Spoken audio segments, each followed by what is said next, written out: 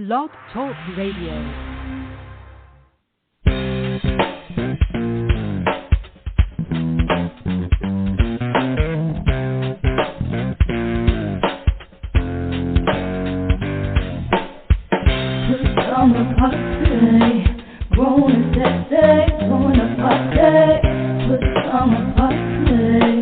Party crew, keep it real for you. No clothes allowed. Summer party. Grown and sexy. Join the party. Put summer party. Party crew, keep it real for you. No clothes allowed.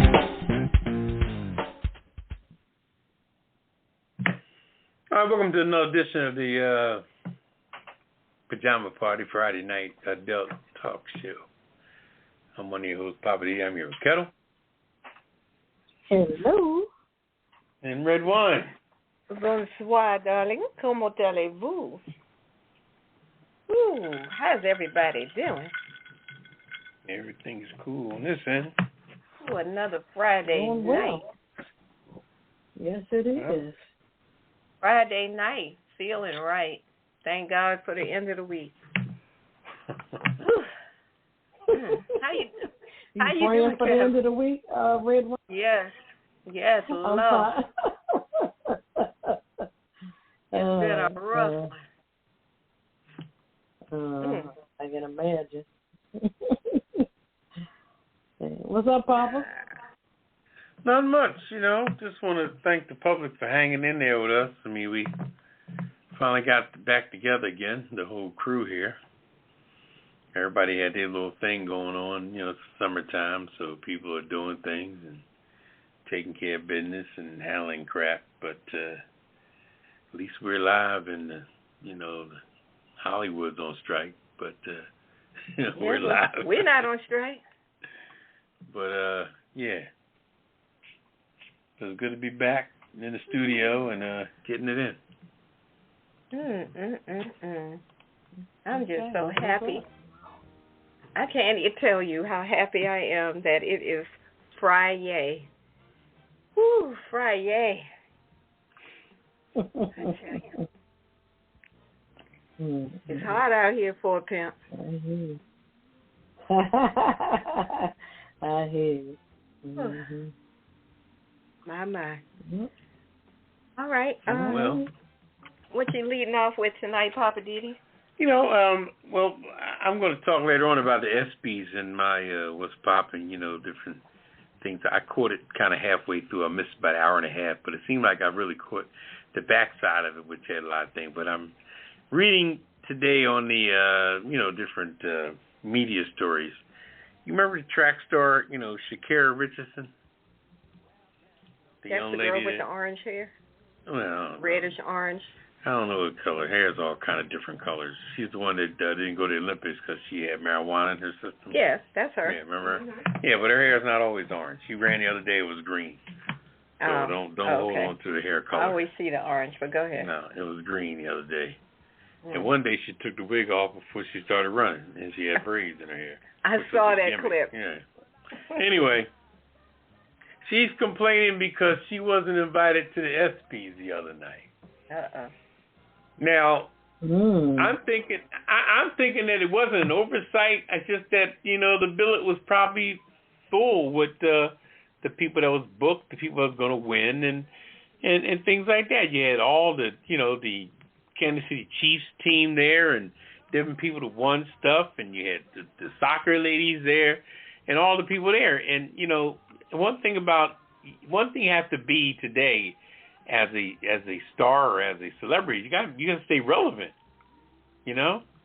And when that marijuana thing came up on her, this is just my opinion now, she went in a lot of different directions, She's pissed off, went in hiding, and was, bitching and complaining and all that jazz. And but you got to understand that your habit is not, you know what I mean?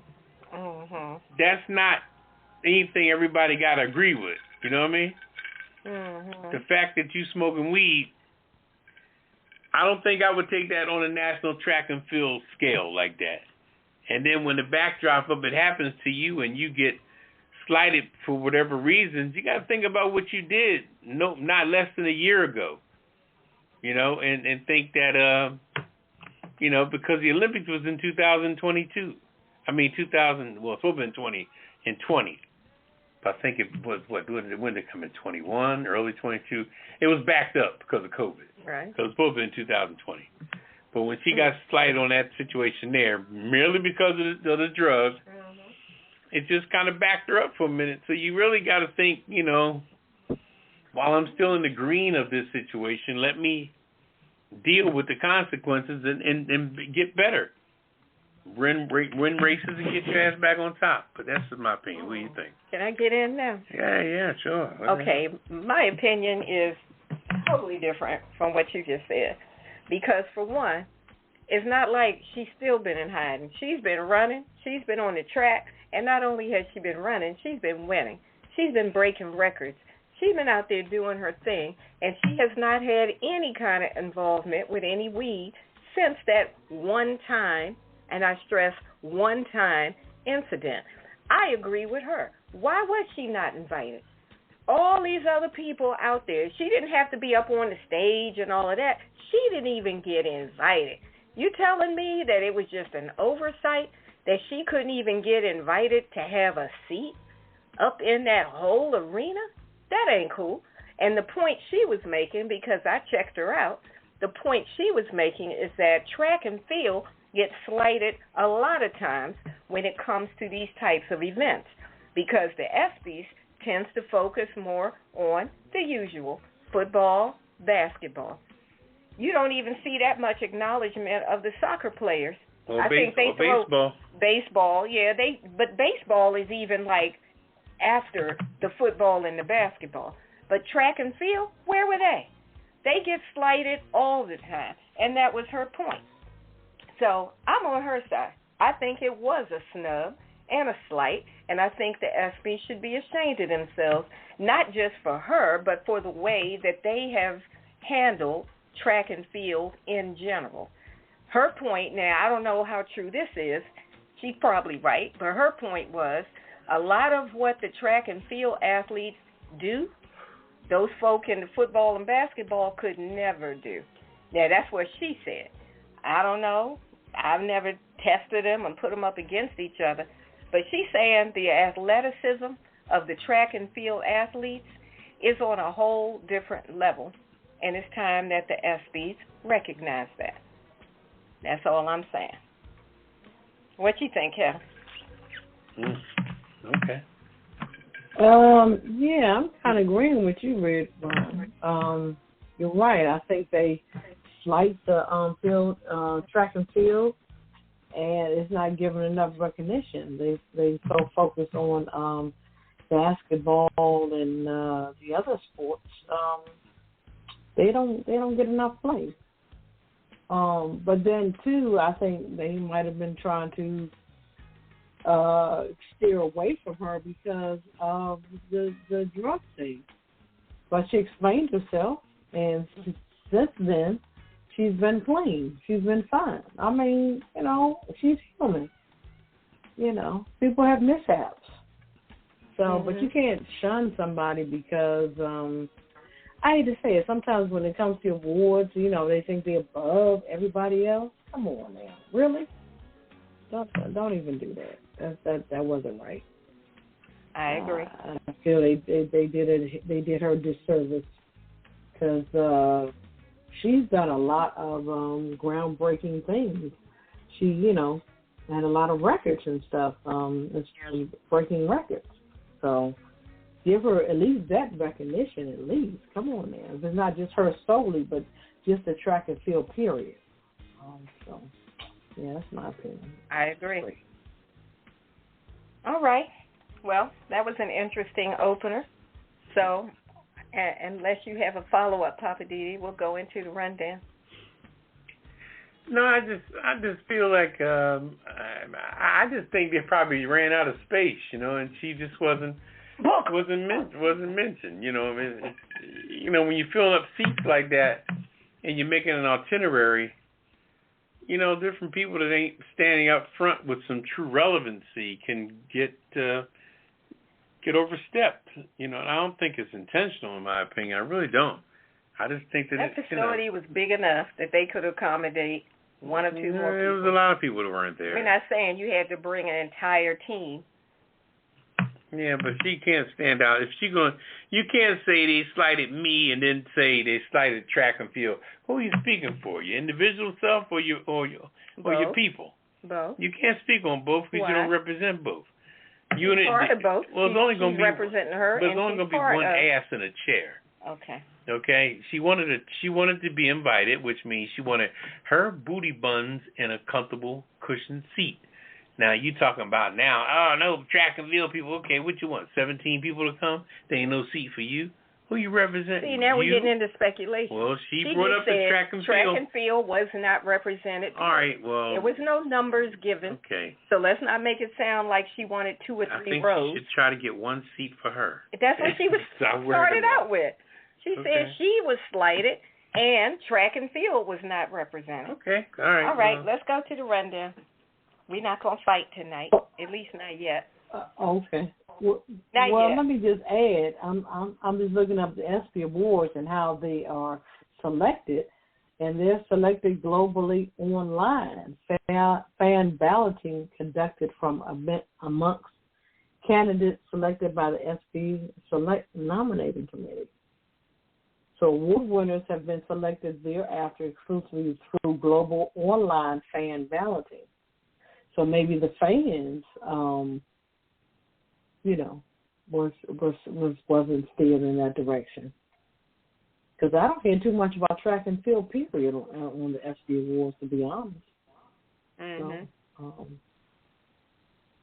right. I don't know. Maybe things will change. Maybe they'll be included next year. Maybe that'll be a big deal next year. So. Yeah, I'm hoping that this will raise some attention, and next time around, it'll be more inclusion. Mm-hmm. All right. Yeah. Swimmers and everything. Yeah, let's include everybody. If it's a sports award. Yeah, you're right. It's real dominated by certain people. Where's the inclusion? Diversity, inclusion, all of that. Okay, well, let's go to the rundown. What you got on the docket for tonight, Ketel? All righty. In focus, Alpha Kappa Alpha Sorority opens members only credit union. Wow, kudos to them. Actors and writers make history with a bid to reshape industry, and also Representative Senator finally ends crusade to defend white nationalists. Our cocktail of the week, I'm quite sure it's going to be a good one tonight. What's popping with Poppa DD? Of course, we got a lot to say tonight. Our weird news, we have to lighten it up for us. Burger King dishing out all cheeseburger in Thailand. Also, handbag thinner than a grain of salt sold at auction. And also, Atlanta man attempts to rob nail salon gets ignored. Also, I'm just saying with Redwine, is a job for life still valid? Also, Living for the City with Poppa DD, of course, my Hollywood wrap-up, the Kisser List, and the last word. So sit back, relax, get your favorite cocktail, and we'll be back with In Focus. Hey, this is Redwine, just doing a few promos for the Pajama Party Adult Online Radio Talk Show. You know how we do it. PJs only. No clothes allowed. And I was just trying to get this done. Hey, Redwine, are you talking about the Pajama Party, where we talk about hot topics, movie reviews, living for the city, and what's popping with me, Poppa DD? I know you guys aren't doing this spot without me. Ketel with the Yellow Sign. Did you tell everybody that they can reach us at apajamaparty.com or call us live, 914-803-4306. Check us out on Twitter. And don't forget to hit the list. Okay, now is the time for me to sing. We don't have time for all that. Oh, she could sing. Let's get back to the show.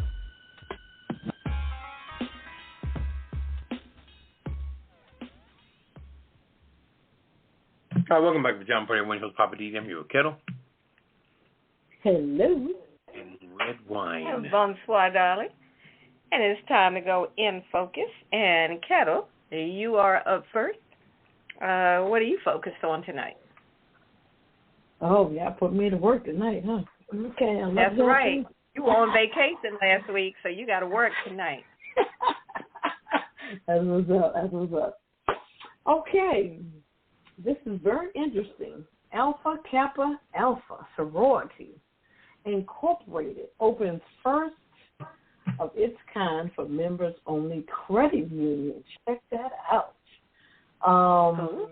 The organization held a grand opening for its new for members only FMO credit union. The ribbon cutting occurred at the organization's corporate headquarters in Chicago.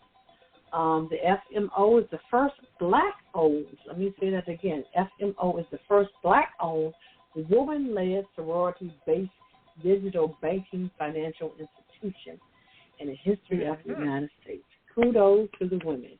And some of our sisters even signed up on site. Go ahead, Alpha Kappa Alpha.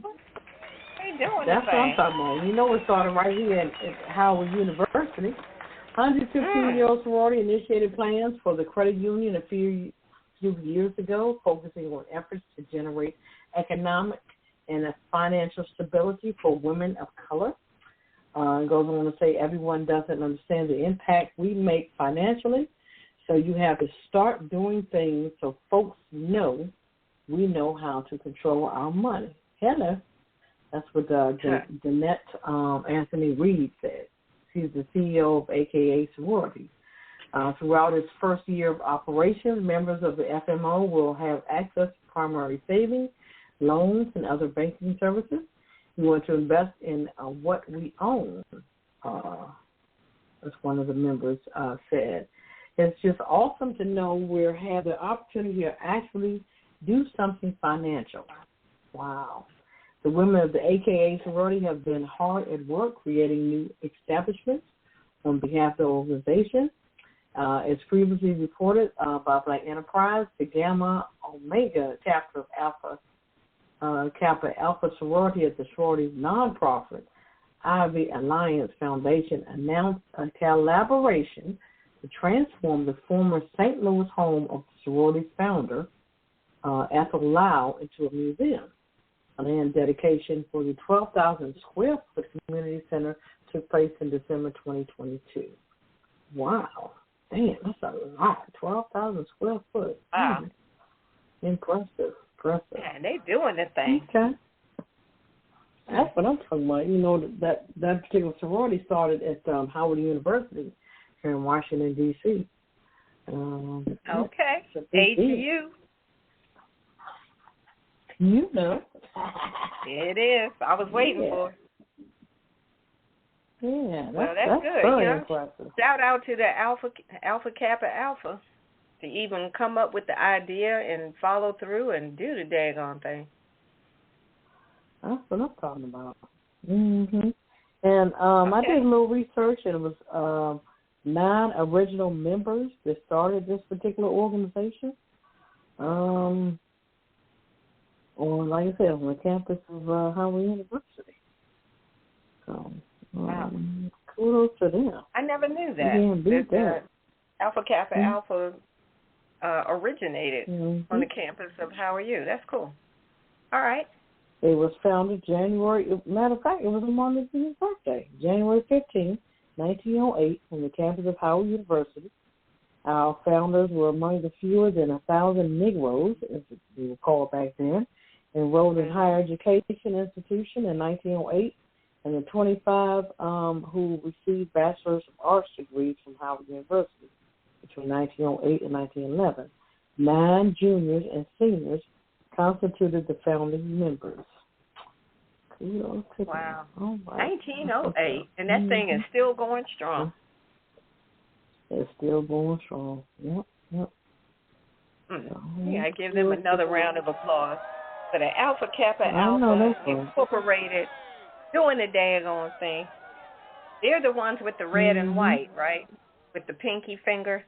I think that's their thing. Pink and green. No, pink and green. That's Delta. Is that pink and green? Oh, that's Delta. Okay, I'm mixing them up. They're the pink and green? Right. Okay. Pink and green, yep. Pink and green. Yeah. All right. Mm-hmm. Good one. Good stuff. Good stuff. All right. Mm-hmm. Well, I've got the next one, and this has to do with, of course, the strike going on in Hollywood. This is so interesting to me. Hollywood right now is, Tinseltown is shut down in many respects. There's so much going on with it. You know, it started with the Writers Guild, the Writers Guild of America, WGA. They started out about 70 days ago, I guess, roughly, when they went out on strike. Around with it for a long time. Yeah, they went out on strike. Well, now the Actors Union has partnered with them and said, yeah, we're walking, because they realize the impact of everything that's going on. It's affecting everything. So, you know, Fran Drescher, remember her from The Nanny? Mm-hmm. She is actually the president of the SAG and AFTRA union. So she's been out there on the picket line saying, look, we got to stand together, because basically what they're saying is that there's only but so much in the pie that needs to be divided. And the problem is that the executives are getting the majority of the pie. The pie is huge. And leaving the little bit that's left for everybody else to try to fight over. And that's not cool, because there's so many other players involved. I think sometimes when people think about Hollywood, you only think of the celebrities and the people you see. But there are thousands of people behind the scenes. You know, you got the boom, the audio, the wardrobe people, the designers, set designers, costume designers, makeup. It goes on and on. The people who do the food. I mean, the list is like, it just goes on and on, like I said. And all of these people get affected when this kind of stuff happens. So you got, like, right now, there's about 160,000 members in the SAG and AFTRA, and that includes everybody from the actors to the singers and the dancers. And this is the first simultaneous strike by the two unions together since 1960. Check that out. First simultaneous strike since 1960. That goes to show you that there's a real problem that's going on, because everything has been somewhat cool up until then. But now Fran Drescher is, made her statement saying we're the victims here. We're being victimized by the very greedy entity, and she's saying that something's got to change. So part of this is being driven by the AI situation, because all this stuff about artificial intelligence is creating a whole nother problem. I saw a screenwriting contest that came up where the whole premise of the contest was to submit your script and let it be judged by artificial intelligence. And I was looking at it going, wait a minute. You want humans to write a script and let artificial intelligence judge whether it's worthy of a cash prize? What are we doing here? And a lot of people in a lot of different companies who run these competitions started pushing back, saying, we don't want any parts of this. We're not in it. We're not with it. Don't put our names on it. So it was good to see the level of solidarity behind that. But back to the strike, the talks have been falling apart. The negotiations just haven't been going well. I mean, they were trying to work it out before the midnight deadline. I think it was either last night or the night before, and it just wasn't happening.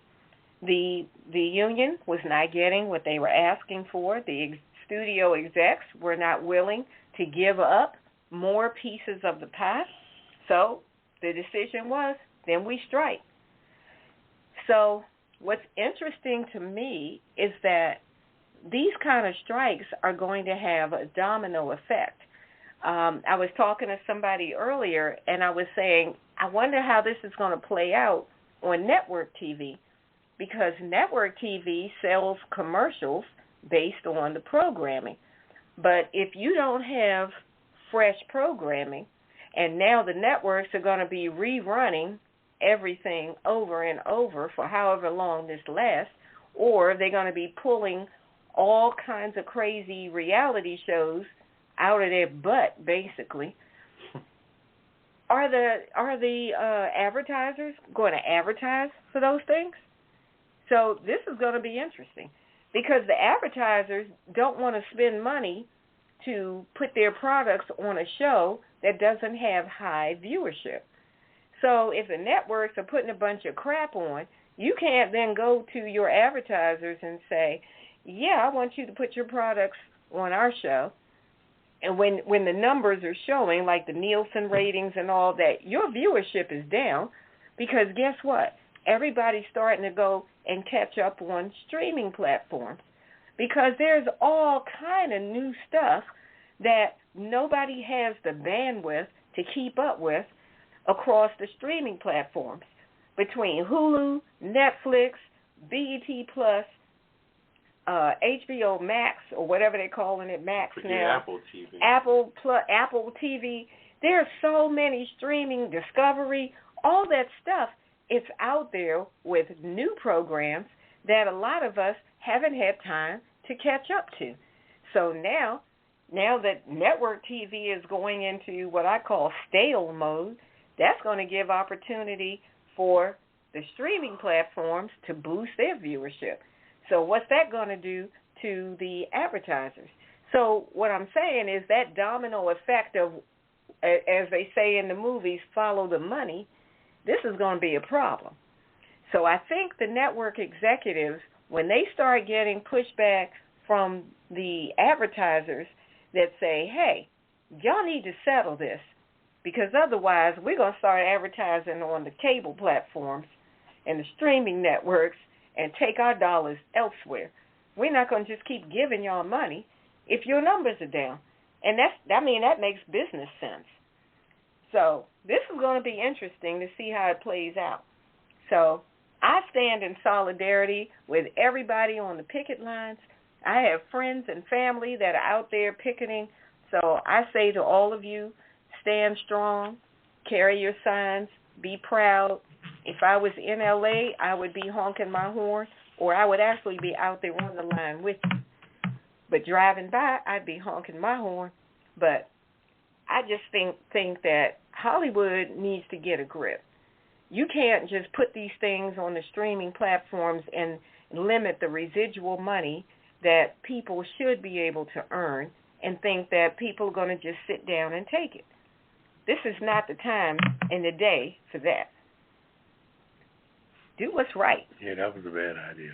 Yeah, do what's right. COVID started all of this when everybody went to going straight into streaming instead of going to the big screen, and then it goes to cable, and then it goes to streaming, because that's what it used to be. And then due to COVID, people weren't going to the movie theaters, so people were like, hey, we're just going to take our stuff and go straight to the streaming platform and try to get whatever we can get. And that just completely broke the recipe that they were using. So I'm going to get off my platform on it. I'm very passionate about this topic because, like I said, I got friends and family that are part of this industry, and I don't want to see them get screwed, nor do I want to see anybody get screwed for the work that you do. Being creative is hard. It's hard work. These executives ain't creating nothing. They're sitting back getting paid off of other people's creativity, and that's some bull crap. That's all I'm saying. We'll move on. So the bottom line is they're not paying them what they're worth, so to speak. That's correct. And the residuals are being either limited or reduced or removed due to either artificial intelligence or the streaming platforms, the way it was structured. Okay. So that That's stuff crazy. needs to be straightened out. Yeah. And yes, it sounds like it's a cheaper way. It's a cheaper way for them to get the project, I guess, pushed. Artificial intelligence or whatever they call it. But, I mean, there's real people out here that are writing real stories and need to be heard and seen. So that's just so unfair to them. That's the sad part about it, I guess. Yeah. And if these executives think that you can make progress with scripts written by artificial intelligence, I'd like to see them try it. Because I don't care how smart artificial intelligence is, the key word is artificial. It's still artificial, programmed by a human person. It's artificial. It does not have the spirit, the heart. It doesn't have that level of creativity. All artificial intelligence can do is pull together based on some kind of a formula that says these are the type of words that fit together, that go together, that make a script. But it doesn't have that human element. You can never replicate that with a computer. I don't care what they come up with. Right. So their biggest thing is they either trying to get rid of it or they demand more money. That's the key thing. They want more money. Well, people just want to be able to earn a living, a fair living. There are people in Hollywood that work multiple side jobs just to be able to stay in the work that they love, because what they earn from what they do in Hollywood does not allow them to actually live. Gotcha. You know, they're not being paid a fair enough wage. So it's like you get paid pennies on the dollar, so to speak, and now I still got to go wait tables. I got to go work in a car wash or a grocery store or deliver Amazon packages or whatever, just so that my family doesn't starve and end up on the street. And they shouldn't have to do that. Not while these executives are making $30, $40 million just for being an executive, and they're not creating or doing anything. Right. Seems like the writer is at the bottom of the totem pole as far as pay. Pretty much. Yeah, so. And it all starts with a good script. All right. All right. Whew. Okay. Oh, I got to go get me some more ice now. I'm fired up. All right. Over to you, Poppa DD. What's your In Focus story for tonight? What you got? Well, that was pretty heavy. And, it's a lot going on. We got to revisit that because that's not... and we're going to follow this every week to see what's going on.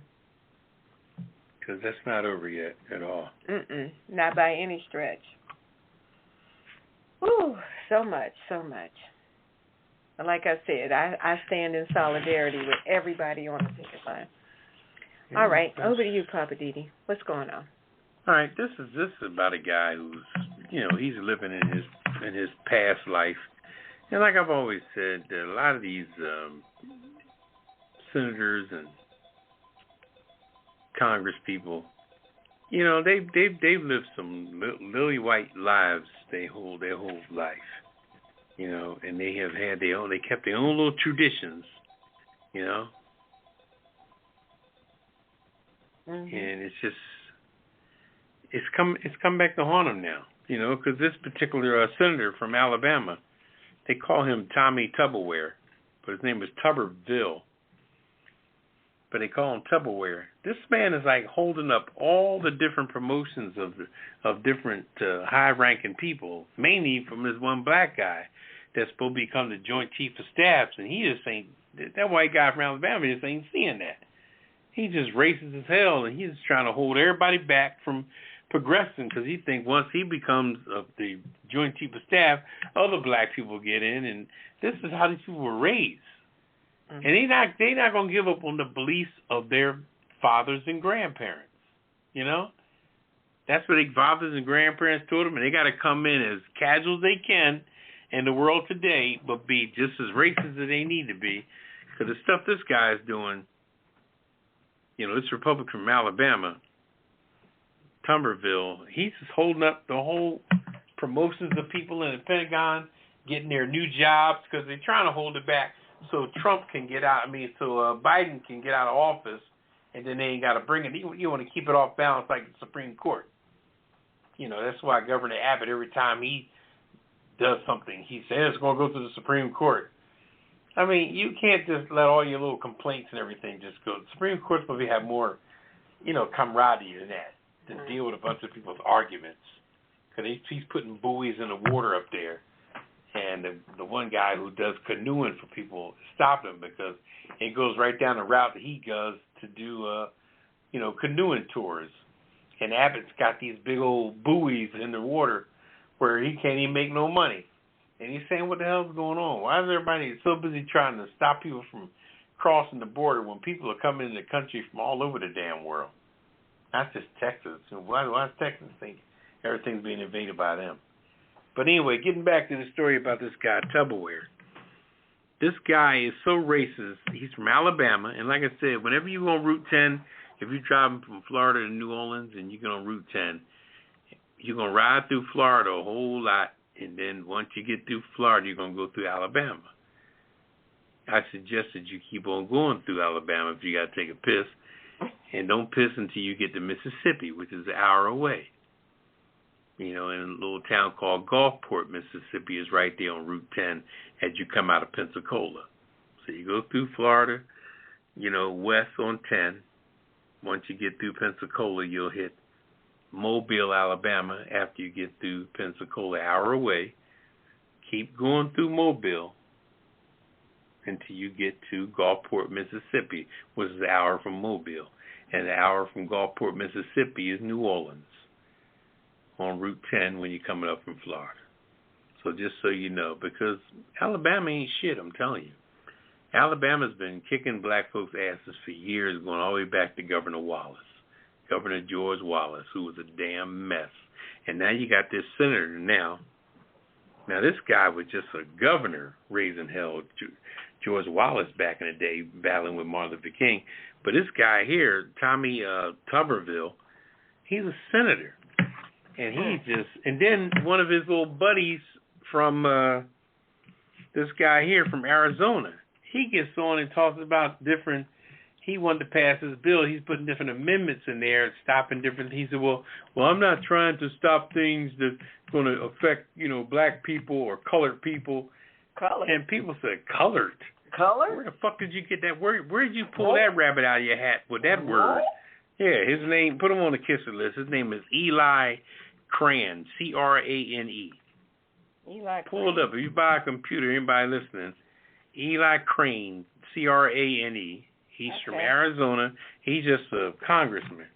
This boy gets on there talking about black people, saying, well, I'm not trying to stop any. Even though it seems like I'm stopping stuff from black people or colored people, whatever you want to call them. Whatever you want to call them. Whatever you want to, okay. So who the fuck, nobody calls us colored but you. Okay, you Eli fucking Crane. backwards thinking ass motherfucker. Really? Are you serious? And he just says this shit boldly, shows that that's all the intelligence he has. And these guys, they live in that life, and that's what their parents and grandparents taught them. And these jokers is in their 50s now, and they're still saying the same shit that they dead-ass grandparents and great-grandparents taught their asses a long time ago. And the worms and ate their bodies up years ago in the fucking grave, and they still talking like granddaddy, not paying attention to how many sunrises and sunsets that went by since their fucking racist-ass granddaddy dropped dead. That motherfucker's dead, and you still talking just like him? You lost your fucking mind. That shows you ain't paying attention to the world at all. You living life just like them assholes taught you. And he going to get up there in Congress, in the Capitol building, and say, well, black people or colored people, whatever you want to call them, colored people. Damn. I haven't heard that one in a minute. Call me a Negro first. Damn, but colored? What the fuck? Wasn't that on the signs of water fountains and shit? Yep. Colored drink here and colored. What fucking time frame is he? And this man is not even like 50 years old. So why the fuck you got a mentality like that and you're not even 50? Boy, you cut your body open. You got an old ass fucking soul.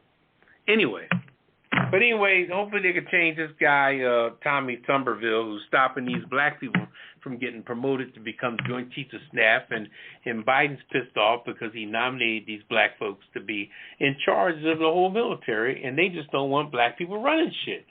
So they're bringing their racist stuff in there, and he's one of the people voting on the thing for him to get nominated. So he's blocking the nomination? He's blocking the nomination, exactly. Oh, man. But like I said, once they start seeing people progressing, when they see black people rise up with 4 pretty-ass stars on each collar, these racist motherfuckers get nervous because they like, God damn, we getting phased out. Of course you are. How long have you phased us out? You know what I mean? What the hell? Welcome to the club, motherfucker. You know. Ooh-wee. Anyway, I'm leaving that alone. His name is Tommy Tuberville. He's a Republican from Alabama, and he's blocking these black, high-ranking. Well, I put him on the kiss it list. People from getting promoted to become in charge, Joint Chiefs of Staff, and right. in charge. When another person wants to be in charge of the Marines, even a couple white people, he's not, promoting because he knows that they're all in together. But like I said, pay attention to the news. If you ain't got nothing else to do nowadays, look at the damn news, okay? Oof. Stay off the fucking internet and look at some real news. All right. Anyway. All right, Poppa DD. Okay. Let's see. We're going to take a quick break, and then we're coming back with Ketel and the much-deserved, needed, a cocktail of the week. Woo! It's the Pajama Party Show, and we'll be right back after the break. It's Friday night, and you're listening to the Pajama Party Show Live. Tune in every Friday night at 9 p.m. Eastern, 8 p.m. Central, 7 p.m. Mountain, and 6 p.m. Pacific. We push it to the limit every week like only we can. We've got hot topics, hit it and quit it headlines, TV and movie reviews, commentaries, and the world's famous Kiss It list. And you don't want to be on the Kiss It list. So visit apajamaparty.com. Check out the cocktail of the week. Get your glass and get your laugh on with the Pajama Party Crew, doing what we do right here with you. Get up on this and push it. Push it real good.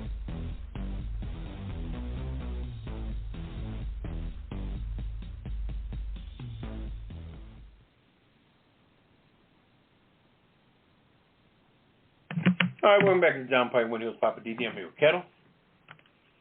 Hello. And Redwine. Bonsoir, darling. And it's time for the cocktail of the week. With Ketel. We need a good one, Ketel. So, what you got for us? It's been a heck of a week. Oh, I see. Okay. All right. I got a good one for you. This one is very interesting. Step up your mixology game with the smoked pineapple rum cocktail. The hand-smoked rum cocktail recipe is made with pineapple juice and spiced rum for complex tropical flavors. All right. This rum cocktail ingredients includes spiced rum, of course. You can use your preference, but Captain Morgan is the favorite. 2 ounces of spiced rum, pineapple juice, 4 ounces of that. Of course, you can use fresh squeeze, or you can use a good pineapple juice of your choice. Lemon juice, 1 ounce of that, freshly squeezed. Lime juice, also freshly squeezed. Ground cinnamon, 1/4 teaspoon. Smoked paprika, 1/4 teaspoon, and wood chips, 4 to 5 for smoking. Aha! Now we're going to make this pineapple rum cocktail. In a cocktail shaker, combine the spiced rum juices, half of a cup of ice, and spices. Shake vigorously to obtain a foamy cocktail and transfer to a wide-mouth glass. Also, how to hand smoke a cocktail. Place a cocktail strainer over the top of the glass. Top with 4 or 5 wood chips and light wood chips with torch until on fire. Immediately place a second glass over top of the wood chips in the glass, capturing smoke inside the glass, of course. Wood chips will extinguish and smoke will fill upper glass, infusing the cocktail. Remove the glass when smoke has extinguished. Also, to garnish, freshly wedge of pineapple, of course. And that is the smoked pineapple rum cocktail. Wow. Smoked, wait a minute, I'm trying to write it down. Smoked pineapple, rum, rum cocktail. Right. Okay. And they say you can pair it up with the braised short rib taco or chipotle chicken taquitos or smoky black bean quesadilla or load of pulled pork nachos. So all of it sounds good to me.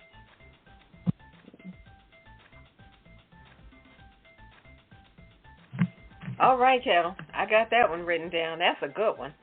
Smoked pineapple rum cocktail. Love it. All right. The cocktail of the week is brought to you by Ketel and our parent company, DC Homegrown Entertainment. We thank you both for that. And it's time for What's Poppin' with Poppa DD. What's poppin'? What's poppin', Poppa DD? I'll tell you what. Those ESPYs, boy, was poppin'. Ah. I caught it midway. It came on 8 o'clock Eastern Standard Time. I picked it up around 9:30.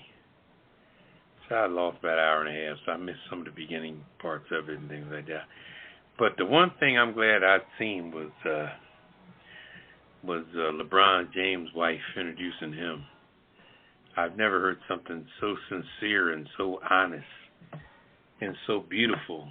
How she just, spoke to LeBron James, her husband, in the highest regard, with all the children up there and everything, and just speaking a whole complete situation on this man's 20-year-plus career where he just dominated the boards, and they're also living in the life like Michelle Obama and Barack Obama, you know what I'm saying? Mm-hmm. Living a basically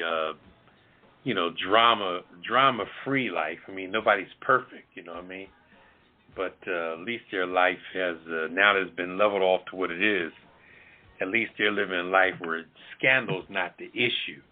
You know what I mean?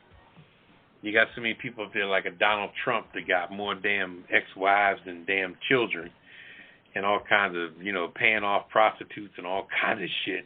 You know what I mean? Mm. And these people want the high regard held on their ass.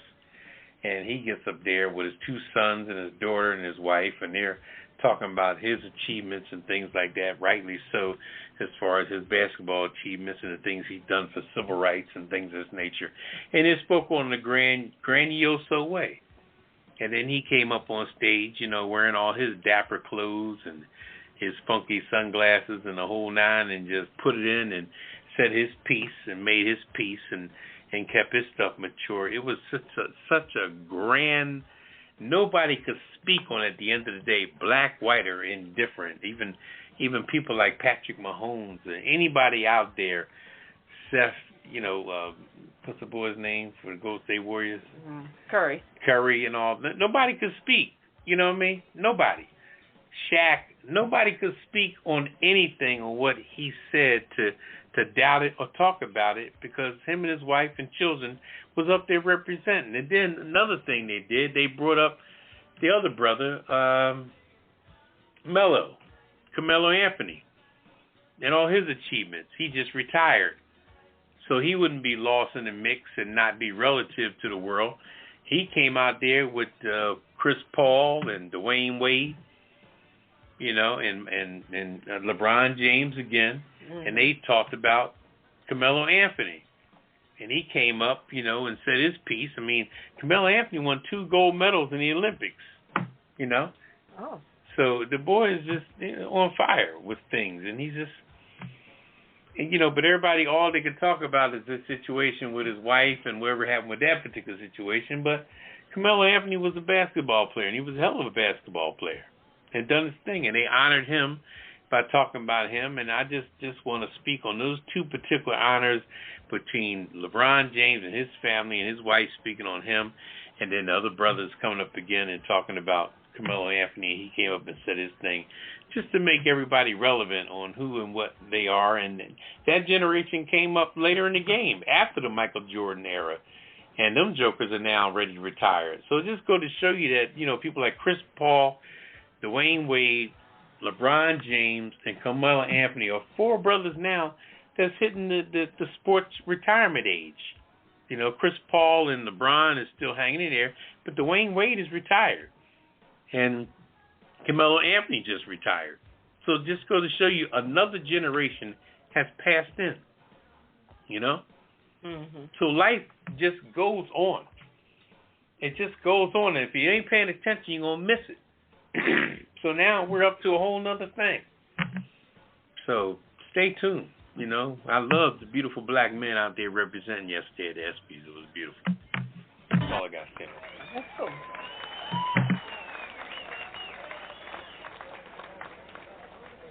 All right. Thank you, Poppa DD. Let's see. We're going to keep it moving and get ready to lighten it up with the weird news.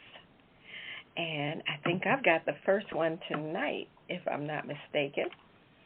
So I'm going to kick off the weird news with something going on with Burger King over in Thailand. Burger King has got a new dish in Thailand that's causing a bit of a meltdown for the foodies. The fast food joint seemed to have abandoned their slogan of "Have it your way" when they debuted a totally cheese burger on their Facebook page only for the Thailand region over the weekend. They posted saying it's no joke, this is for real, according to their Facebook page. And the picture on the Facebook page, just for Thailand, showed off 20 slices of American cheese sandwiched between their classic sesame-seeded bun. It had no meat, no veggies, no condiments, none of that. No ketchup, no mustard, no pickles, nothing. It was 20 slices of American cheese in between a sesame-seeded bun. They said that this Thailand was being tempted. The lactose lovers were being tempted with this full of flavor cheese. They call it a quote-unquote cheeseburger. Now, it was the dairy-centric super cheeseburger was first available this past Sunday and was costing $3.10, which was reduced from its original price of $10.90. However, diners weren't really feeling this total cheeseburger. One person said he struggled eating just half of it. I mean, who wants to eat all that American cheese in bread? That's just nasty in my opinion. But, the story went on to say that Burger King has done some other adventurous moves. If you remember, back in 2015, they had this Halloween burger where it was completely black. Not burnt black, it was just black. And it didn't go too well, not a success. And then in 2018, they came out with the Impossible Burger, trying to do something for the vegans and all that. So, they come out with stuff. They come out with different things. They had a weird-looking pink sauce trying to tie into the Barbie movie. So they keep trying to come up with stuff. But, yeah, this total cheeseburger, nah. Even if it was available, I wouldn't touch it. I don't know about anybody else, but I would take a pass on a American cheese, quote-unquote, burger. That's my weird news. I think Burger King is just tripping. There's no burger inside. Why do they even say, they might as well say bun cheese, whatever burger. Yeah, they calling it a cheeseburger. And like, there's no meat, no ketchup, no mustard, no pickles. And of all cheeses, American cheese? Yeah, I agree. They're tripping. Anyway, we're going to keep it moving. Ketel, what's your weird news tonight? This is crazy here. People just, they don't have anything else to do with their money. A handbag tinier than a grain of salt sold for 5 figures at auction. A tiny knockoff Louis Vuitton handbag sold for $63,750 at auction earlier this year. The green bag made by the New York-based art collective MSCHF measures in at 657 by 222 by 700 micrometers, smaller than a grain of salt, and narrow enough to pass through the eye of a needle. The bag was on display in Paris earlier this month, mounted under a microscope. It acts as a commentary on the impracticality of ever-shrinking luxury handbags. I think bad and funny object because it derives from something rigorously functional, but it has basically become jewelry. The MSCHF has made waves in recent years for a number of unusual creations, such as the big red boots and it's Satan shoes with little knobs. I remember that. The microscopic handbag was sold at Jupiter, an auction house founded by Louis Vuitton, men's designer and music producer for Williams. We are big in the art of forgiveness, not permission school, said Weisner, whose art collective has dealt with legal issues over some of its pieces. Pharrell loves big hats, so we made him an incredibly small bag. Okay. That is crazy.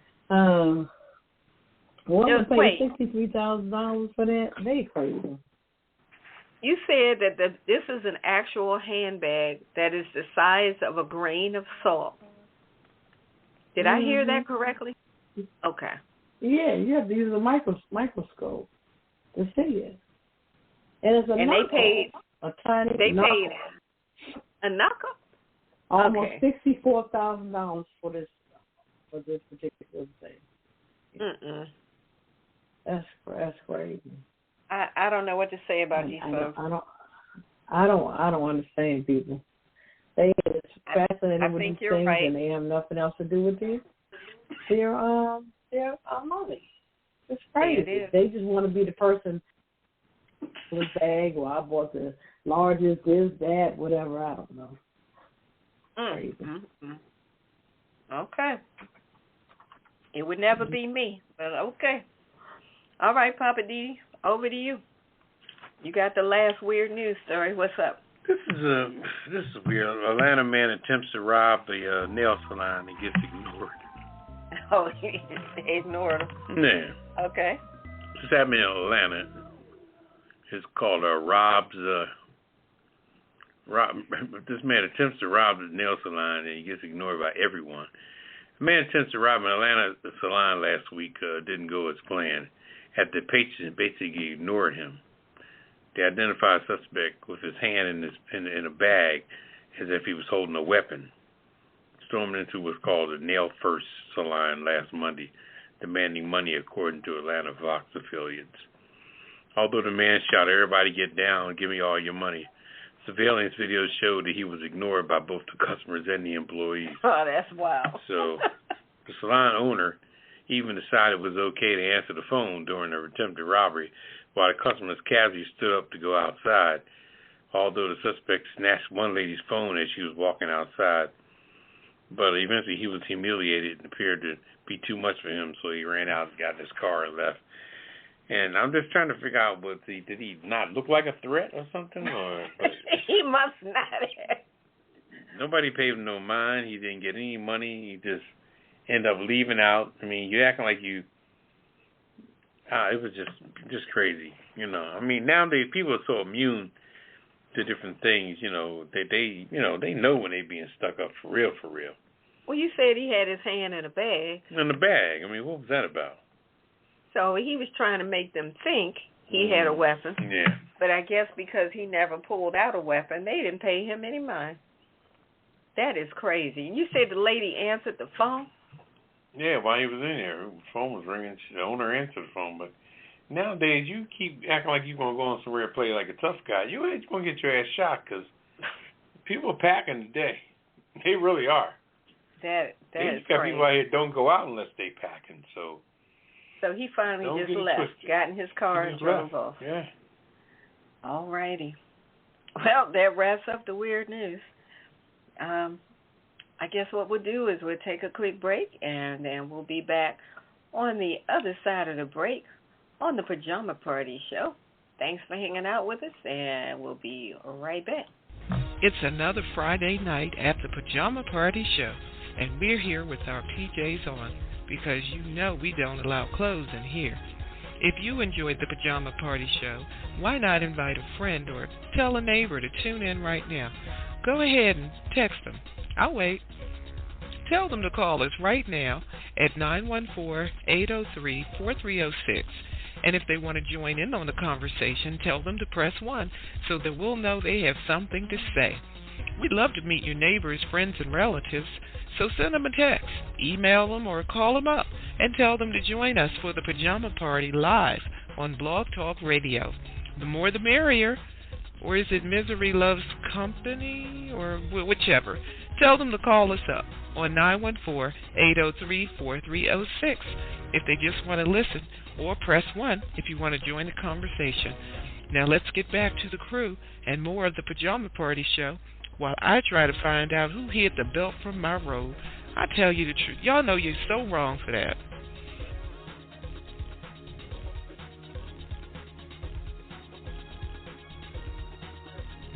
All right, welcome back to the Pajama Party. One, here's Poppa DD. I'm your Ketel. Hello. And Redwine. Oh, bonsoir, darling. All right, Redwine. Your turn for, I'm just saying, what you're saying tonight. You know what? Tonight, I'm just saying, is a job for life still valid? Is that even a valid thing? A job for life. Now, I'm just asking everybody, don't we all work under the premise that if you have a job, if you don't do a good job or do well at your job, that you could potentially get fired, or at a minimum, you get reprimanded, right? If you slacking on your job and you screwing up, right, you could either get fired or you get reprimanded. Well, what I want to know is if the senators and the Congress people, if they have to get reelected at the end of their term, and the President of the United States is only allowed to serve for 2 4-year terms, and that's only if he or she gets reelected for the second term, I'm struggling to understand who came up with this idea a long time ago that Supreme Court justices should serve lifetime appointments. Where did that even come from? I'm going to have to go and do some research to try to understand when did this start and who came up with this idea to say if you get appointed to the Supreme Court, you're in for life. It's a permanent thing. It's like a lifetime sentence, like when you go to jail for life. They say you serve, you stay forever. I just feel like, well, how come they don't have to get reappointed like everybody else? How come they don't ever risk getting fired like everybody else? Look at how much damage some of these, not all, but some of these Supreme Court justices have done simply based on the fact of which president appointed them and the fact that the only way that they leave that job is if they retire or they die. What kind of job is it that the only way out is either you die or you retire? I'm just saying, is a job for life still valid in this day and time? I don't think so.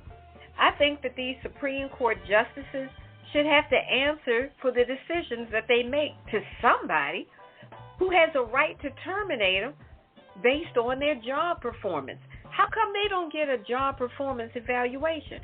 And it's not about whether you agree with the decisions that they make, but it just needs to have some kind of balance or some kind of rhyme and reason to it. Because after all, they're the highest court in the land, but they still serve the people of the land. Well, at least that's the way I understood it. Their decision to destroy affirmative actions, positive benefits for black people is disappointing for one, but I think it's also short-sighted. I think they gave in to the pressure that they should have been above. They're not supposed to be, or they're not supposed to succumb to the pressure. They're supposed to be like this self-contained entity that doesn't listen to the external pressure of what certain groups of people want them to do. They're supposed to get together, come up with a decision that's unbiased and all of that. But I don't see that happening, especially with affirmative action and on the topic of abortion. I know abortion is a hot key topic, but I just feel like, how did they even allow themselves to get caught up in the middle of that one? They should have just punted on that one, but they didn't. And for all these people who keep saying pro-life and abortion is two separate things, I mean, I'm just saying, how I'm trying to get my words right. How do you say a person is pro-life and anti-abortion? That's what I'm trying to say. Pro-life, but you're also anti-abortion. If you're pro-life, then why can't you stand for a woman having control of her own life? Whatever decision she makes. I'm not saying you should go one way or the other. I'm saying let a woman make her own decision. That's her decision. Her body is her choice. That's all I'm saying. And for the Supreme Court to get caught up in this, they should have stepped out of that and said, let the states handle it. The states should have said, let the women handle it. But no, everybody politicized the topic, and now it's just a hot mess. I hope in the future we see a president that will stand up and say, with these Supreme Court justices, you're going to have to get put back in office. It's not going to be served for life. You're going to have to justify your existence. You're going to have to do a good job. And if you don't, you can get fired and get on out of there, because this job for life is ridiculous, in my opinion. This is Redwine, and I'm just saying, everybody else has to keep proving themselves to keep a gig, so why not the Supreme Court justices? That's all I'm asking. How they get to keep their job for life, people like Clarence Thomas, as much stupid stuff as he's done, now he's been busted with all of this stuff, with who got paid for what, money getting sent here and there, all of that. Why is he not getting fired? Why does he not get booted off of the Supreme Court? But he's on there for life, because that's the way they roll, and that's some bull crap. But that's all I'm saying. All right.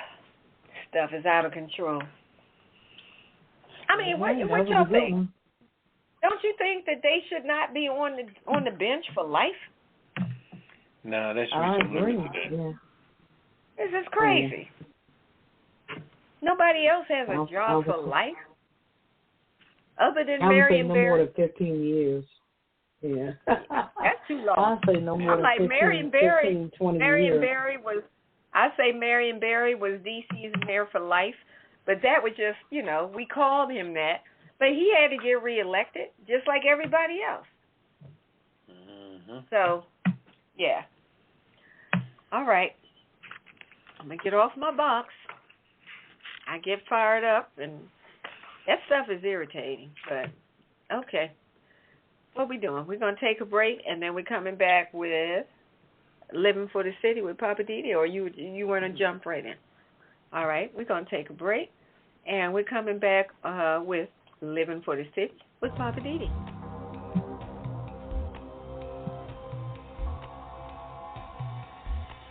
This is Ketel. And this is Redwine. If you like news, but you like the weirdest kind, you're in the right place. Join us every Friday night for the Pajama Party Weird News. We find stories each week about some of the strangest and oddest news stories around. If there's ghosts driving, stupid criminals getting caught, or just bizarre medical stories, we report it right here on the Pajama Party Weird News. It's funny and informative, and we look forward to it every week. And you will too. If you like weird news like we do, join us every Friday night on the Pajama Party Show. It's a weird world out there, and we'll tell you all about it. Right here on the Weird News, where we celebrate the weirdness.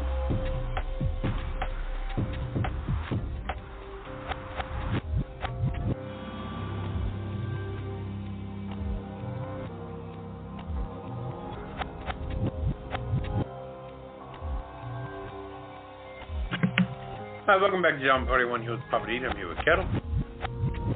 Hello. And Redwine. Bonsoir, darling. And it's time for Living for the City with Poppa DD. All right. Can I say just give me 1 minute, Papa. I researched as far as the Supreme Court justice and why they are on there for life. Check this out. The Founding Fathers, in their 18th century West Coast wisdom, decided that Supreme Court justices ought to serve for life, provided that they were on quote-unquote good behavior. This was meant to insulate justices from certain encroachments and oppressions that could threaten the judiciary system.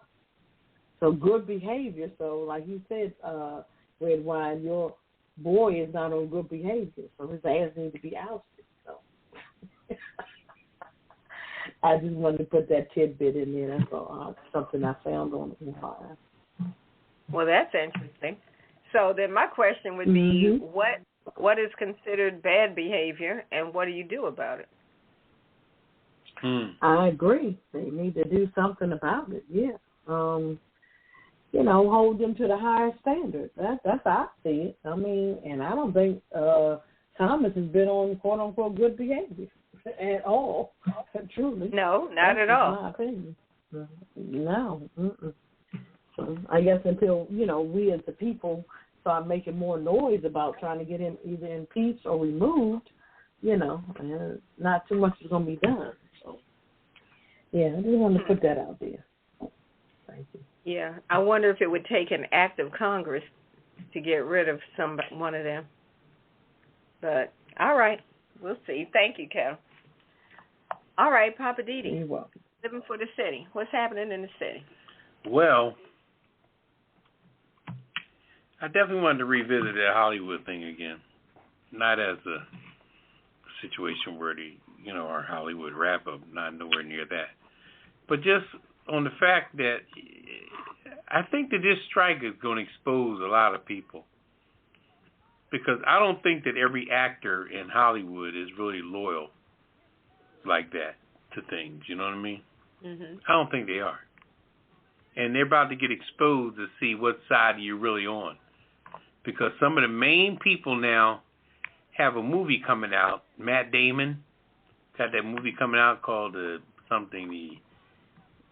Inseparable, whatever name of it. They was at a London premiere for it, and they stopped there. They didn't have the premiere because of that on the so-called solidarity thing. Mm-hmm. But I don't think that Matt Damon and all of them are in that same crowd, especially the chairman of the board.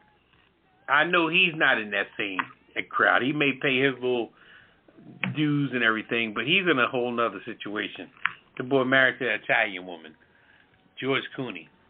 Oh. Okay? George Clooney got his own thing going on, okay? What's the other boy's name? Tom Cruise. Tom Cruise got his own thing going on.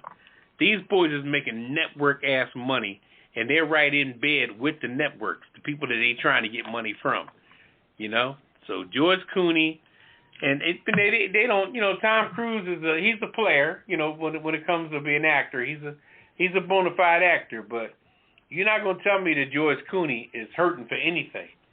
Because anything he wants to green light, whenever he wants to come out with some kind of romantic comedy or some type of, him and old girl get together, the girl play Pretty Woman. Oh, Julia Roberts. Yeah, him and Julia Roberts get together, they do what the fuck they want to do. And they make $20-30 million like it ain't shit. Give it to the networks give them $10-15 million. And everybody happy. When you want to do something else, let me know. People like that are in bed with them. Ben Affleck. People like that. They are just connected with the networks. So they can play like they, being, I'm hurt like, no, the fuck you ain't. Ben Affleck's not hurting. Matt Damon's not hurting. George Clooney's not hurting. What's the other boy that was married to that crazy-ass woman? Angelina Jolie. Oh, Brad Pitt. Brad Pitt ain't hurting. Robert De Niro ain't hurting. None of these jokers is hurting. And I'm speaking of all men. These white men ain't hurting. And that's a damn shame. And that's where the line gonna be drawn, and them people gonna be exposed, because you ain't gonna see them on no camera talking about no network motherfucker. They in bed with them. They're in bed with them. So anyway, I just want to make it brief on that particular tip. Think about that for a minute. All right, especially the main dog is the chairman of the board, which is George Clooney. He's like the fucking Frank Sinatra back in the day. He's a new Frank Sinatra. He's the chairman of the board. Oh, that's what you meant. Okay. Yeah, that's what Frank Sinatra's name was. Chairman of the board. Oh, okay. You never heard that before with Frank Sinatra? I did, but I was thinking literally chairman of the board. I was thinking, what board? Okay. George Clooney's the chairman of the board. Anything the fuck he touched turned to gold. Okay. It's just that simple. Anyway, I want to leave it at that. Give you something to think about on who's running Hollywood, representing these, Okay. Gotcha. Got it? Yeah, that's something to think about. Mm-hmm. Yeah. Who's really walking the picket lines and who's sitting back going, don't mess with my money. Let me get this shit done. Okay, now. All right. Let's see. Well, we're going to take another quick break, and then we'll come back to Ketel, who's got the Hollywood wrap-up with other news that's going on in Hollywood, because I'm sure it's been nuts out there in Tinseltown, La La Land, and whatnot. So we'll be back on the other side of the break. Living just enough for the city. Okay, but why are we doing Stevie Wonder? I thought we were doing Pajama Party. Well, I was talking about my little one of my segments of Living for the City. Join the party. Now you ride me. That's every Friday night at 9. Pajama Party. No clothes allowed. Ketel and Redwine step on my parade. I had the mic first. And they're coming in just trying to, It's my turn. Oh, she gonna sing. What number call? Yeah, call us at 914 803 4306 and press 1. And press 1 to be put into the queue. And say what you have to say. You can read off what we're talking about. Come up with a new subject of your own. We're hear from you. We're liberal. We're easy. Eastern time. Eastern time. We're here at 9 p.m. Friday nights. That's 6 o'clock. 6 o'clock. West Coast. And maybe 7 o'clock in the mountains or in the 7 in the mountains. Around 8 o'clock Central. Michigan and New Orleans and all that. We're like an hour back. Yeah. But 9 o'clock on the East Coast. 9:15 CP time. CP time 9:15. Don't be late when you listen to us. It is 9 o'clock on the dot. That's right. Every Friday night. We'll see you there. Goodbye.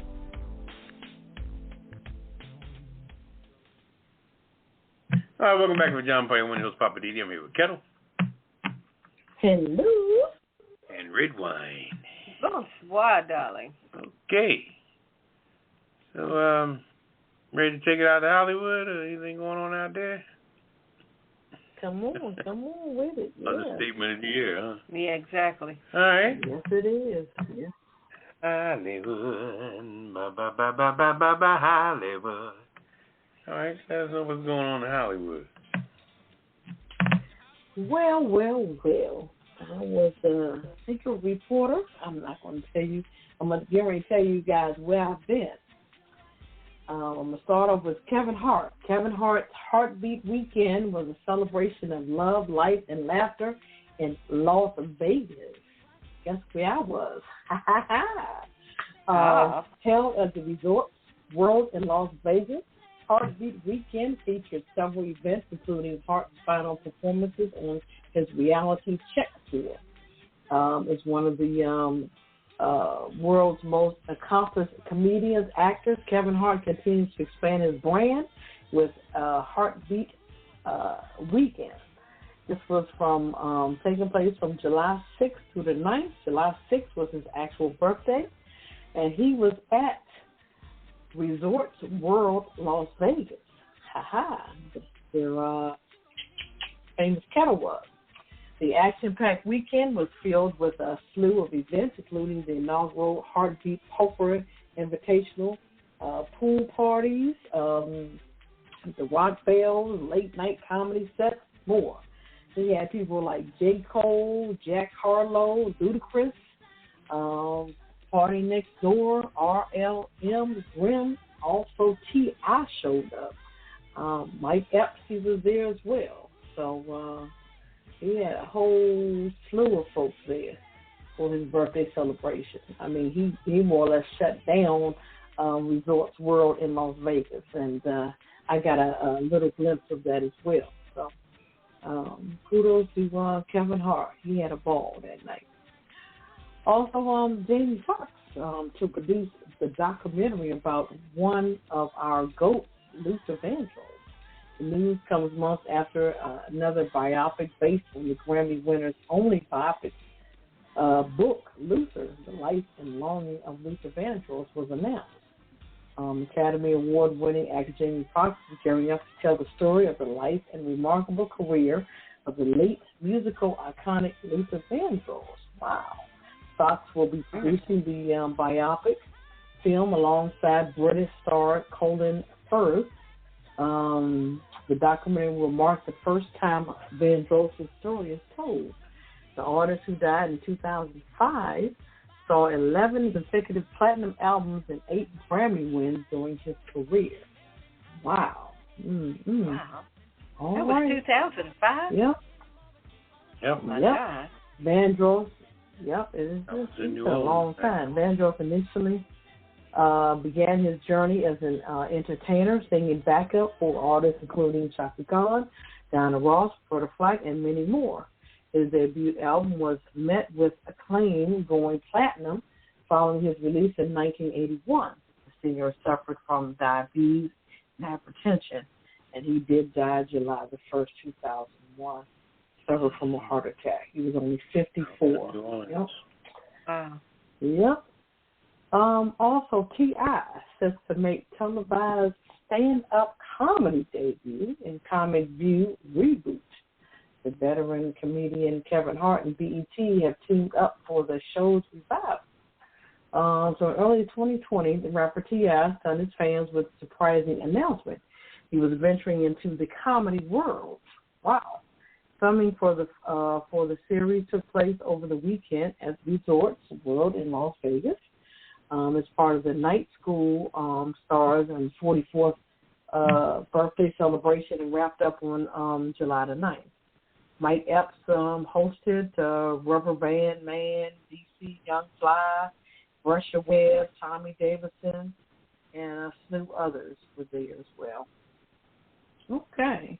So Hart spoke about reviving the classic series during an interview with Variety, telling the outlet, "I'm thrilled to partner with BET for the return of the Comic View." Okay, some of that as part of the Heartbeat Weekend, making this can't miss celebration of comedy, music, and culture. I remember that, the Comic View. Wow. Okay. T.I. comedy. Interesting. Oh boy, let's see how that's going to go. Also in the news, Beyonce's. Yeah, that is going to be interesting. Beyonce's mom, unfortunately, was robbed of $1 million in cash and jewelry. In a stunning turn of events, the mother of music icon Beyonce Keena Knowles Lawson, has become the latest victim of a brazen home invasion in L.A. Burglars struck her Hollywood Hills residence, making off with a staggering haul of over $1 million in cash and jewelry. My thing is, if you have all this security, I don't get it. How do these people get in? Unless it's an inside job. It's crazy. Yeah, I guess I just wrapped up the case, huh? I think so. That's just crazy. That's just crazy. Unless you were doing it for the insurance money, who knows? I don't know. Also, Rihanna stays winning 4 or 5 Emmy nominations for Super Bowl halftime show. Rihanna reign just won't let up.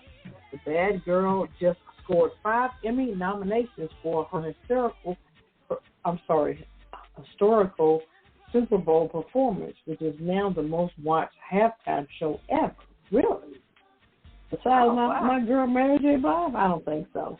The 14th performance is nominated for Outstanding Directing for Variety Special, Outstanding Musical Direction, Outstanding Production Design, Outstanding Technical Direction, and Camera Work for Special, and Outstanding Variety Special. Interesting. Okay. Atlanta Rihanna shares the Rock Nation head honcho, Jay-Z. Okay. Okay, well, we shall see what's going to happen. That's going to be interesting. And that's a good segue to Jay-Z. Jay-Z Expedition, the Book of Hove, comes to the Brooklyn Public Library. The New York installation includes awards, photos, clothing, music, interview clips, and more. Jay-Z is the subject of a temporary exhibition at the Brooklyn Public Library, Century Library. It's called the Book of Hove, and as noted in the statement in the exhibition website, it includes thousands of archived objects, including original recording masters, never-been-seen photos, iconic stage wear, prestigious awards, and recognition, and so on. It opens July the 14th. The library has not yet announced when the exhibit will close. Interesting. Okay. All right, go ahead, Jay-Z. I see. You know, they also celebrating the 50 years of hip-hop and all of that. So, I mean, kudos to Jay-Z. I still think he needs to do something with that head, but anyway, that's just my opinion. And you're not feeling that last hair, but not least, I'm not, but that's his thing. Last but not least, I did see the iconic My Boy Mission Impossible. It's called Mission Impossible Dead Reckoning Part 1. So there's a Part 2. This is Mission Impossible number 7. My boy Ethan Hunt and the IMF team must track down a terrifying new weapon that threatens all humanity if it falls into the wrong hands. I'm sorry it fell into the wrong hands, because I truly was disappointed in this particular Mission Impossible. That's my boy and all, but 1 to 10, I give it probably about a 4.5, 5. It just was not enough action. It took a long time to get to the action, and it was more storytelling. I'm just a visual person. That's just me. But I'm sorry, but he kind of disappointed me this time. So, but if you like Mission Impossible, yeah, I guess you enjoy. But I can't wait till number 8, which is next year, not till next year. So that's my Hollywood wrap up for tonight. Okay. Wow. That's a low score. You gave it a 4? Whoa. Yeah, sometimes it was like 4.5, 5. Okay. Sometimes those so-called action flicks could take a long time to get to the climax. You know, you'd be like, really? Yeah, it can't take too long to get for me. I need to see the action. Wanted to see him blow up some more stuff and chase some more people. We want to see some Sylvester Stallone, Arnold Schwarzenegger shit. Okay. But you know what? I have to say his formula is a good chase, which he's always running and he's always on a motorcycle. So those two formulas, they do work. So I give him that. Give him kudos for that. Okay. All right. We'll take it. All right, Ketel. Well, thank you so much for that. Got all the good info from what's happening other than the strike in Hollywood. All right, that takes us down to the world famous Kiss It list. Poppa DD, if you could tell everybody, what is the world famous Kiss It list? The Kiss It list is people that showed their butt hiney over the last week or so, or a month or so for that matter. Okay. And we compile it and give them their props for shooting himself in the foot. The first person I want to add is that boy, what's his name? Which one? Tommy Tuberville? Yeah, well, him too, but his name was Eli. Ed Nerder to have a name of Eli. Yeah. Okay. Oh, Eli Crane. He's a Republican. He's a Republican House of Representative from, where is it, from Arizona? I believe so, yes, Arizona. Calling black people colored people. Yeah. So this bill that I'm initiating, it's not really going to affect black people or colored people, whatever you want to call them. What the fuck do you mean colored people? Where the hell did that come from? Yeah. And that's, like I said, wasn't that written on water fountains and stuff back in the day? Colored people? Damn, how old is he? When the hell is he going to climb from underneath that rock? And then you got the other guy called Tommy Tupperware. His name is Tummerville. he's one holding up black people from being promoted to higher rank in the military. Right. Because he's from Alabama. He's a racist ass, so he don't want black folks to progress either. So them two jokers, one's a congressman and one's a senator. Both of them jokers is just, they're following their daddy and granddaddy's racist ass lead. And, I know your parents are good influences on you, but not when they're fucking racist. No. Anyway. Also, Marjorie Taylor Greene. Yeah, girl. For her usual foolishness. Wait a minute. Let me go to the phone lines. Pick up a caller. Let's see who we got here. Hello, caller. Welcome to the Pajama Party Show. Go right ahead with your comment. Hey, Pajama Party. Hey there. Hello. How you doing? I'm good. I just wanted to add to the kisser list. Okay. Oh, okay. Who you got?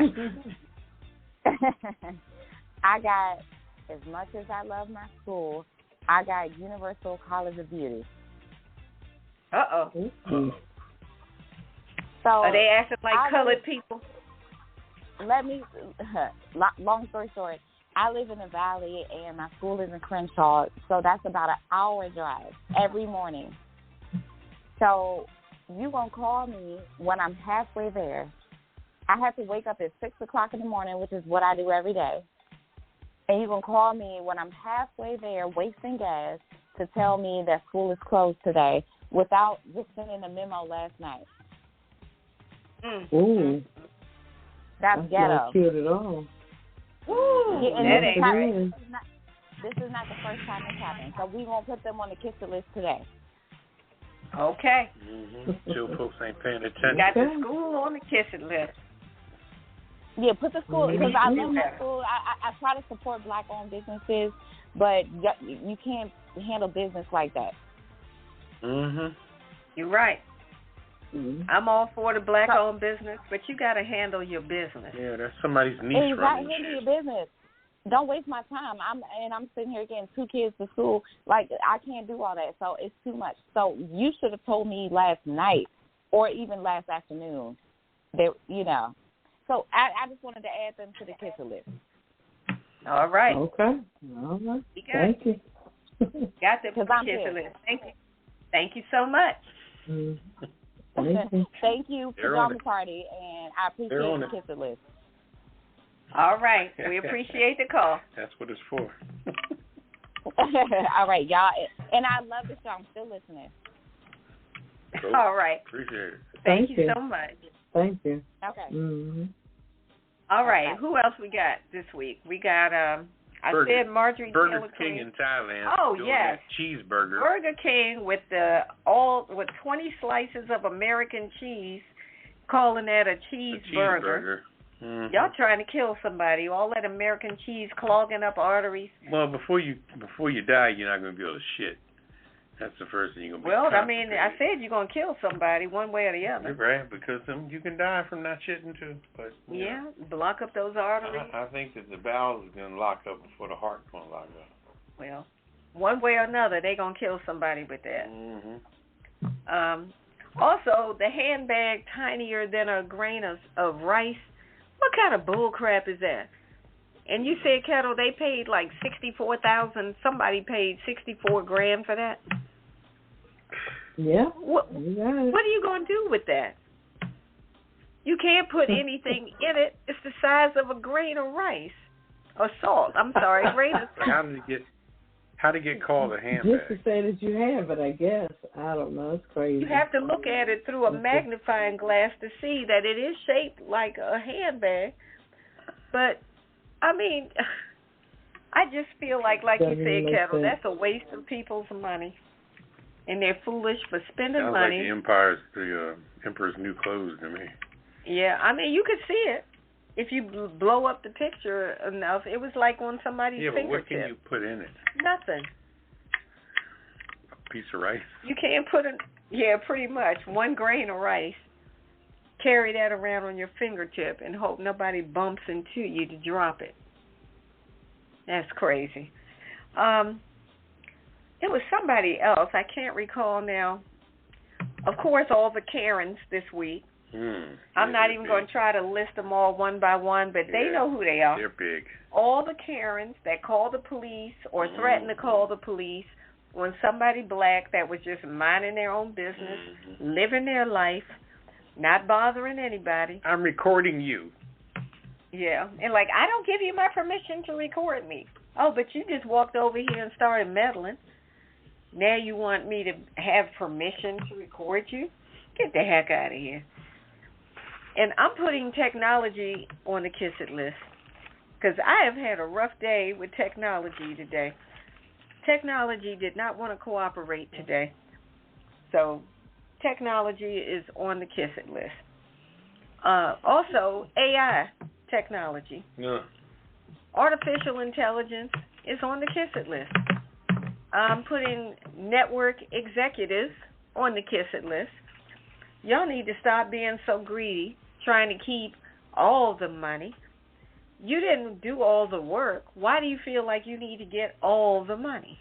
That's not right. Supreme Court justices that just go along with whoever is in your pocket, that you're doing their bidding instead of doing the job that you were put there to do. Whoever that may be, if the shoe fits, you're on the Kiss It list. Anybody else? Who am I missing? Who else? We're on a roll now. Who else we want to put on the Kiss It list? Oh, Donald Trump, number 45. Put 45's lying behind on the Kiss It list. And the other girl, when he used to be governor of South Carolina.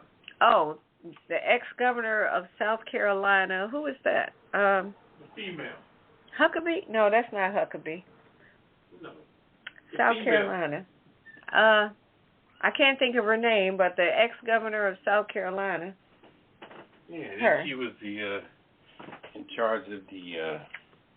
Oh gosh, with the black hair. What is her name? Yeah, well, died. She's old. The one that was claiming she was Indian. Yeah, can't forget her name. Oh, I can't think of her name either. Yeah. But her. Yeah. She's on the Kiss It list. Yeah, that was Trump's girl, but now she's going against him. They don't know what they want to do up there. No, they don't know what they want to do. It's going to be a mess come primary time. All right. Anybody else? That's all I got. All the liars, all the cheaters, all the con artists. Oh, I did have one more. I don't know what state it was, but I saw a video of, unfortunately, a black woman who showed up at a crime scene and said she was an ASL sign language interpreter. She was lying her behind off. She did not know ASL any more than you do. The man in the moon. And she was over there doing some foolishness is what it was. I saw the video. She was over there doing the Dougie. Then she was doing like looking like she was doing the dap, doing all kind of stuff.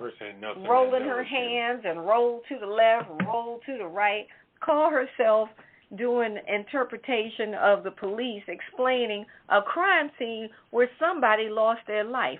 And I'm like, first of all, stop disrespecting the deaf community. That's number one. But then you also disrespected whoever just lost their life and their family. That was disrespectful. And then third, you disrespected yourself because you put your whole face on that screen. Everybody saw you. I'm sure by now they already tracked her down, and they should have arrested her for impersonating a sign language interpreter. But I'm putting her on the Kiss It list because why would you clown yourself like that? Yeah. So she's on the Kiss It list. Anybody else? No. All right. Well, we have a special prize for everybody on this week's Kiss It list, and here it is. Kiss my entire ass. Kiss my Irish ass. You better kiss my Irish ass. This world can kiss my ass. Kiss my ass. You can just kiss my ass. Baby, you can just kiss my ass. Oh, you can kiss my country ass. I said if you got a problem.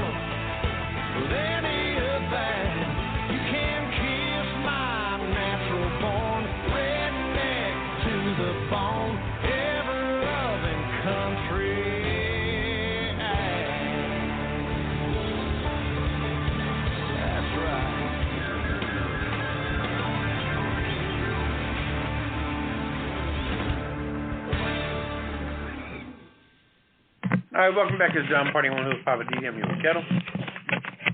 Hello. And Redwine. Bonsoir, darling. Oh, we're down to the last word. The last word. What's your last word, Poppa DD? My last word is, like I said, them two guys in the one congressman and one senator. The senator who's saying that the white nationalists aren't racist, they're American. I mean, this man is truly from Alabama, and he's truly speaking on how he really feels about stuff, and it's coming out. It's amazing how people, they're a certain way their whole life, and all of a sudden it starts to ooze out of their pores, you know what I mean? They've been racist their whole life, and they become senators and things like that, and after a while, their true self kind of creeps out, and stuff's starting to creep out from this man. He's saying stuff that people are saying, wow, that's interesting. But that's how he was raised. That's what he was taught. So that's his backdrop. You got to understand, like I said, our parents and grandparents are big influences on us. And sometimes with these racist people, if their parents is racist coming up, that's what they are deep down inside because, you know, they're influences of their parents, you know. So the shit's oozing out. Now that he's 70, 75 years old, he can't help himself. He's half crazy and shit, losing his mind. And he's going back to his roots and speaking on what he did. Made his money, got his life, got his security. Now he's like, fuck it, I'm who I am. So he's just turning back into who he really is. Anyway, him and the other boy calling us colored people. Damn, what the fuck? Where'd you go back to fucking Rosa Parks and shit? You know, anyway. All right. Go ahead, what you got? Well, my last word is to the Hollywood crew, stay strong, stand firm, stand for what's right, stand for what you deserve. Don't give up, don't give in. And that's my last word. Ketel, over to you. What's your last word? Oh, boy.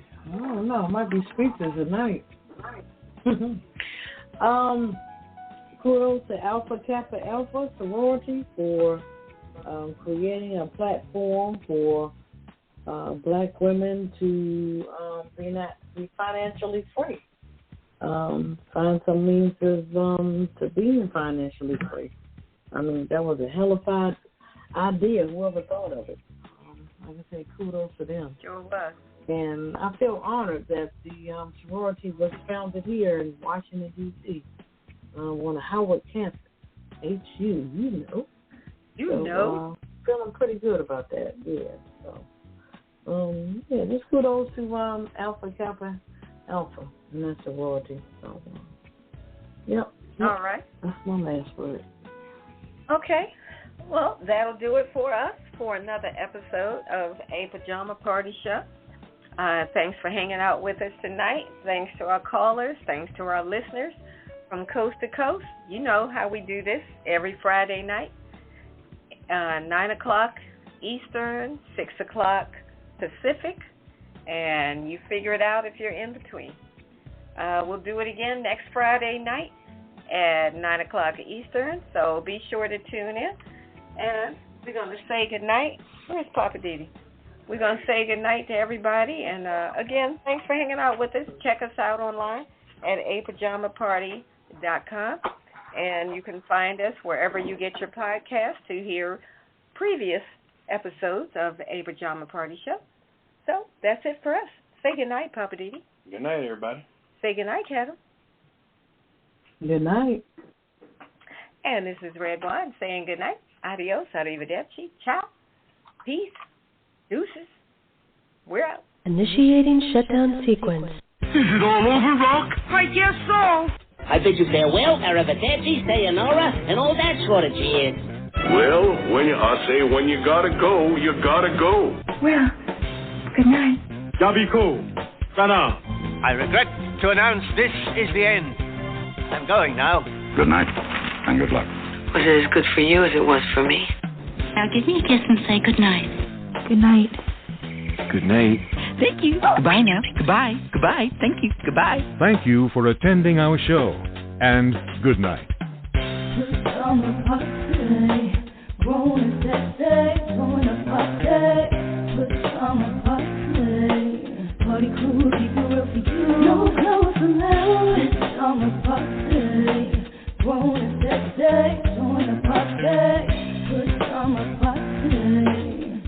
Who's